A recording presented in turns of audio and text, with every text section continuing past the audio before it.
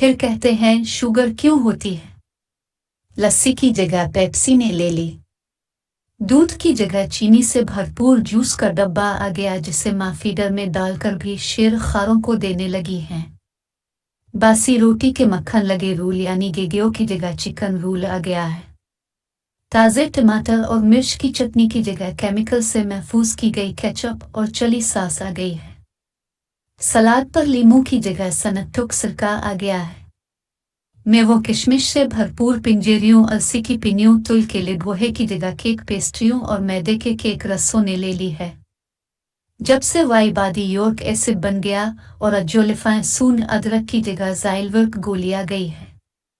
चुकी के आटे की जगह मैदा नुमा थैली के आटे ने ले ली क्योंकि चुकी के आटे की रोटी मज़ेदार नहीं लगती और पराठे मज़े के नहीं बनते।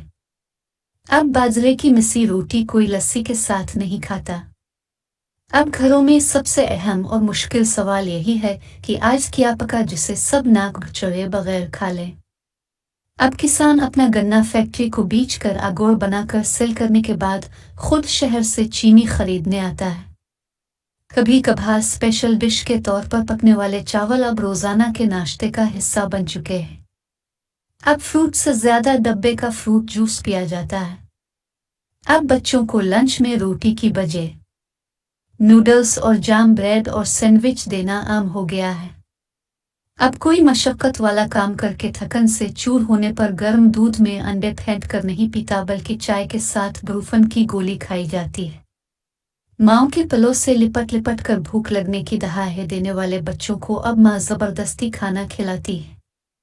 पहले दवाई खाना मुश्किल लगता था, अब 1000 रुपए वाली गोली खरीदना भी मुश्किल नहीं लगता बल्कि 1000 कदम चलना ज्यादा मुश्किल लगता है। यही वजह है जिस वजह से तमाम बीमारियां हमें मार रही हैं। वीडियो अच्छी लगी तो शेयर और सब्सक्राइब जरूर करें। शुक्रिया।